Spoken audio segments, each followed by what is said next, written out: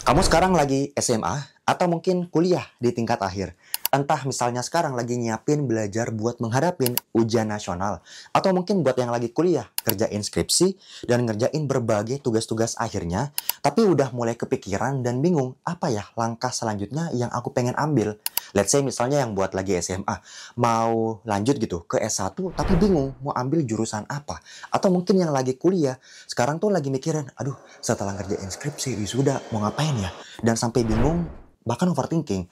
Atau mungkin buat kamu yang udah lulus SMA atau kuliah, fresh graduate gitu, tapi aduh udah mulai kepikiran, worry juga.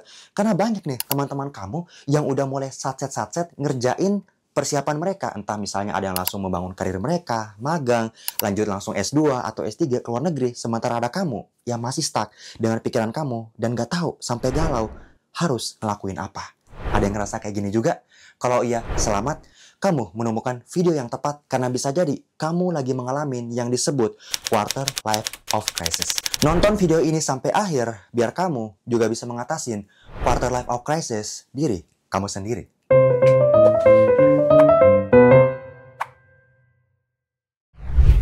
Assalamualaikum warahmatullahi wabarakatuh. Apa kabar semuanya? Sugoy. Iya, semoga nih kamu yang nonton dimanapun kamu berada saat ini selalu dalam kondisi yang insya Allah luar biasa ya. Atau kalaupun enggak, semoga Allah memudahkan setiap langkah dan kehidupan kamu saat ini.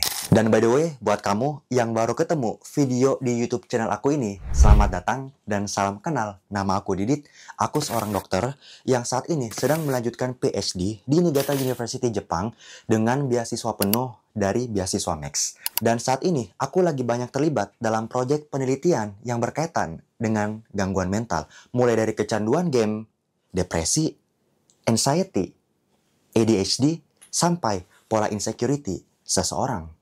Dan buat kamu yang udah subscribe, sekali lagi aku pengen ngucapin terima kasih banyak karena alhamdulillah sepertinya kalau nanti video ini udah rilis, subscribernya tuh udah lebih dari 5.000. Terima kasih banyak buat kamu yang belum subscribe. Kamu bisa subscribe juga dan aktifkan notifikasinya biar insya Allah nanti kamu bakal dapetin update-update video dan vlog terbaru aku yang berkaitan dengan Neuro Behavior Science Hack. Jadi intinya bagaimana cara otak kita bekerja sampai mempengaruhi apa yang kita pikirkan, ucapkan, sampai membentuk perilaku dan kebiasaan sehari-hari kita, termasuk semua mental block yang menghambat dan berkaitan buat kamu juga yang pengen nyiapin persiapan lanjut S2, S3 ke luar negeri, produktivitas, sampai bisa merintis bisnis kamu sendiri.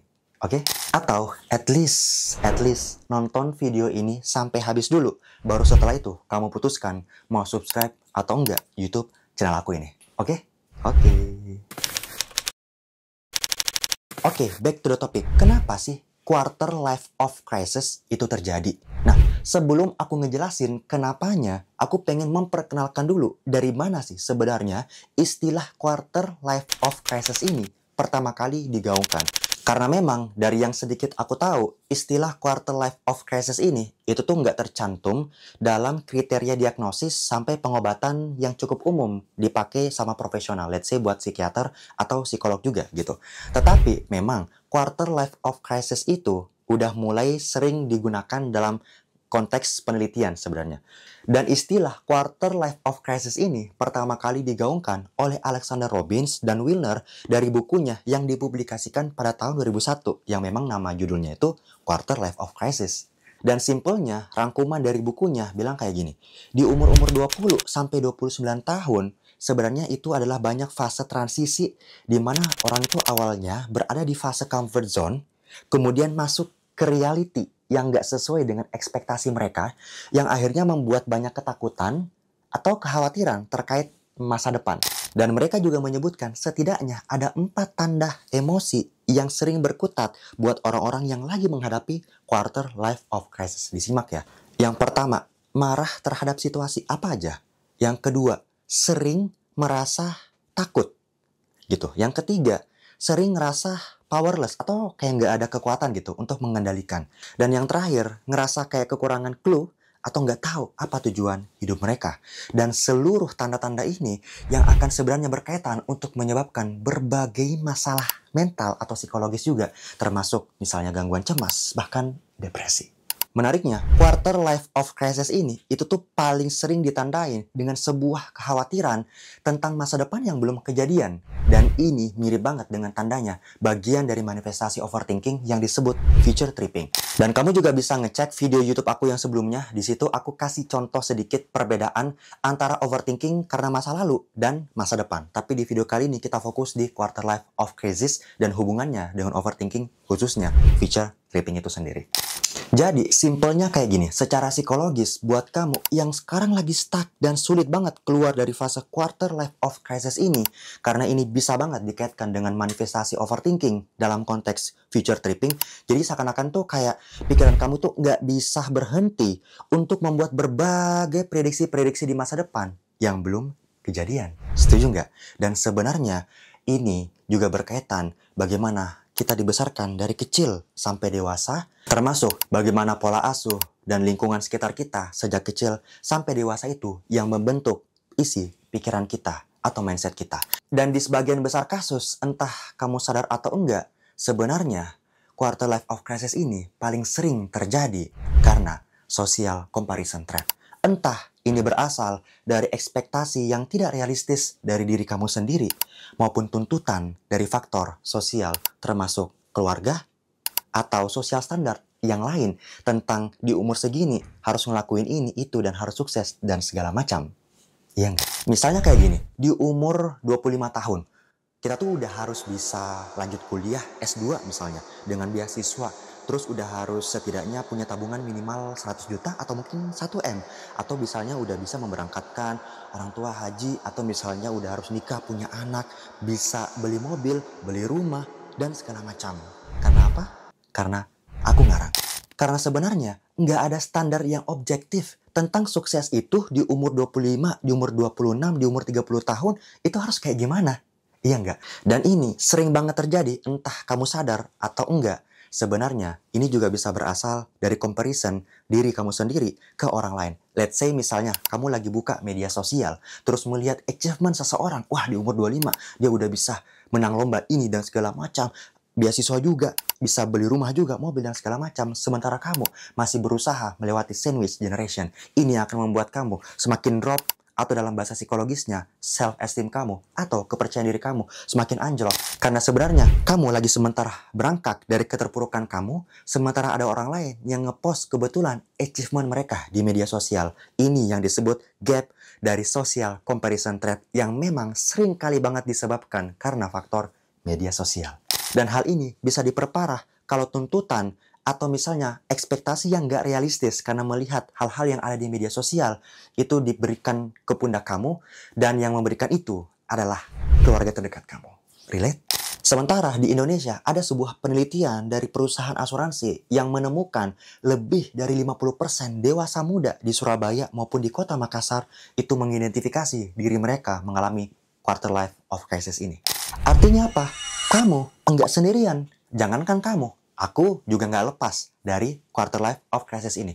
Contohnya, mungkin buat kamu yang sempat ikutin YouTube aku cukup lama, aku pernah ngejelasin bagaimana awalnya sampai aku berakhir memilih untuk melanjutkan S3 tanpa S2 ke Jepang saat ini ya, di Niigata University Jepang, dan meneliti tentang hal-hal yang berkaitan dengan gangguan mental.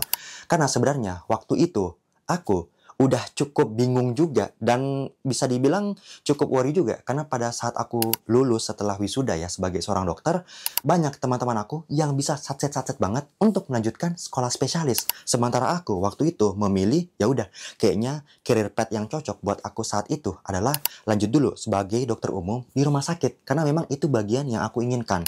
Walaupun ibaratnya aku tahu apa yang cocok buat aku, tapi karena sadar atau enggak, aku membandingkan diri aku dengan karir path orang lain yang mungkin kita memiliki background keluarga yang berbeda-beda, termasuk kondisi finansial. Karena kalau kamu bisa ingat, tahun 2019 sampai tahun 2020 itu banyak banget bisnis ataupun keuangan keluarga yang dalam tanda kutip berantakan. Mungkin kamu ada yang alamin ini juga. Dan ini juga yang bisa memperparah dan memperburuk kondisi seseorang akhirnya mengalami quarter life of crisis ini. Karena memang quarter life of crisis ini itu udah sering banget diidentifikasi juga akan memicu gangguan mental termasuk depresi atau gangguan cemas. Karena memang ini adalah manifestasi dari itu tadi, overthinking, yang merupakan bagian dari future tripping.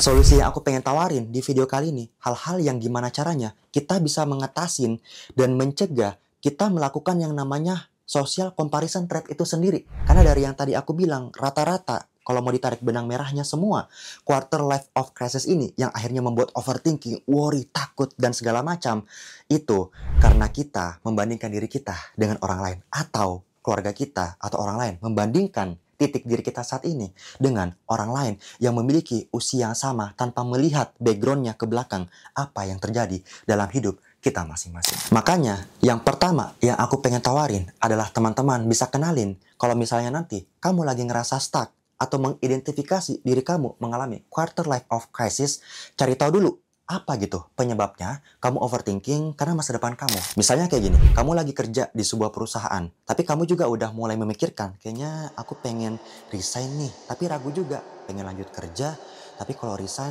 mau ngapain gitu, apakah mau cari tempat kerja di tempat lain, atau mungkin mau lanjut kuliah ke luar negeri atau apapun, kamu kenalin dulu, kira-kira apa yang membuat kamu tuh overthinking terkait hal-hal yang berkaitan dengan di masa depan itu, yang belum kejadian. Dan salah satu cara yang aku pengen kasih tahu ke kalian biar nanti bisa mengenalin dan pelan-pelan enggak terperangkap dalam quarter life of crisis ini adalah jangan percaya 100% apapun yang kamu lihat di media sosial. Atau misalnya kamu melihat seseorang mengupload achievement mereka di titik saat ini yang mungkin kamu seusia, tapi kamu mengidentifikasi kesuksesan atau keberhasilan mereka saat ini yang kamu lihat itu adalah bagian dari hal-hal yang kamu inginkan juga. Selalu sampein diri kamu kayak gini. Yakin dan percayalah bahwa rezeki itu gak akan pernah tertukar dan setiap dari kita memiliki timeline-nya masing-masing. Makanya yang sekarang bisa diusahakan adalah terus percaya dan coba aja dulu berusaha buat hal-hal yang memang kamu inginkan gitu loh untuk kamu wujudkan. Kayak gitu ya.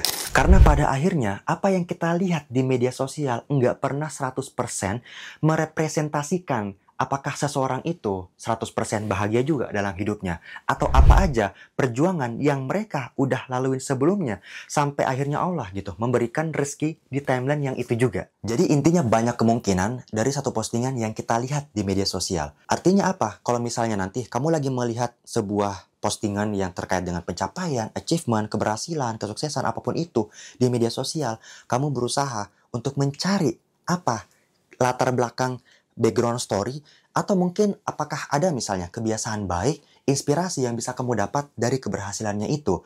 Atau misalnya hal-hal yang bisa kamu contohin dari sebuah kebiasaan yang baik dan rutin mereka lakukan. Kayak gitu ya. Jadi fokusnya bukan melihat atau membandingkan hasil dia saat ini dan progres dia saat ini dengan hasil dan progres kita gitu. Jadi ini nggak akan cocok karena pada akhirnya Allah udah menyiapkan timeline dan rezeki kita masing-masing. Setuju nggak? Terakhir, aku pengen sampaikan sebuah quotes yang kebetulan ini aku kutip dari Quran Surah Hud ayat 6. Di situ udah tertulis, gak ada satupun makhluk yang bernyawa di dunia ini selain Allah udah jamin gitu rezekinya. Termasuk di mana kediaman makhluknya tersebut dan tempat penyimpanan rezekinya itu akan datang. Karena semuanya udah tertulis dalam sebuah kitab, Lauh Mahfuz. Dan kitabnya ini udah selesai ditulis jauh hari sebelum dunia dan seisinya termasuk kita semua diciptakan. Artinya apa? Bahkan nih misalnya ada beras yang mungkin berasal dari Jepang terus dikirim mungkin ke Indonesia sampai akhirnya kamu bisa makan itu. Artinya itu semua memang diperuntukkan untuk kamu makan karena semuanya udah tertulis dan gak ada satupun makhluk siapapun itu yang bisa menghalang bagian dari takdir kamu akan sampai ke kamu. Begitupun dengan semua rezeki, takdir baik kita, termasuk apa yang kamu anggap berhasil atau enggak itu, insya Allah nanti akan ada waktunya. Atau at least, mungkin Allah ingin menghindarkan kita dari sesuatu hal yang kita anggap baik, padahal itu buruk. Dan insya Allah nanti akan disiapkan penggantinya yang jauh lebih baik, yang mungkin awalnya kita pikir buruk, atau ternyata melebihi jauh lebih baik yang kita sanggup pikirkan. Oke, semangat dulu dong. Semoga video ini bermanfaat. By the way, kamu juga bisa ikut dan daftar ya Mental Block Series akhir bulan ini banget. Insya Allah, aku bareng 17 akan mengadakan Mental Block Series temanya tentang overthinking. Insya Allah nanti di sana kita bakal kupas bareng-bareng juga. Gimana sih sebenarnya overthinking itu terjadi?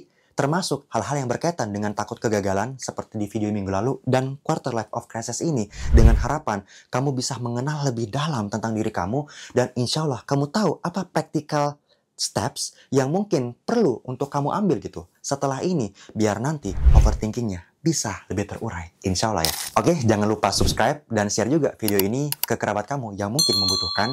I guess insya Allah kita akan ketemu di video yang selanjutnya minggu depan setiap hari Minggu jam 19.00 waktu Indonesia Barat atau di Mental Block Series akhir bulan ini. Salam luar biasa. Sugoi.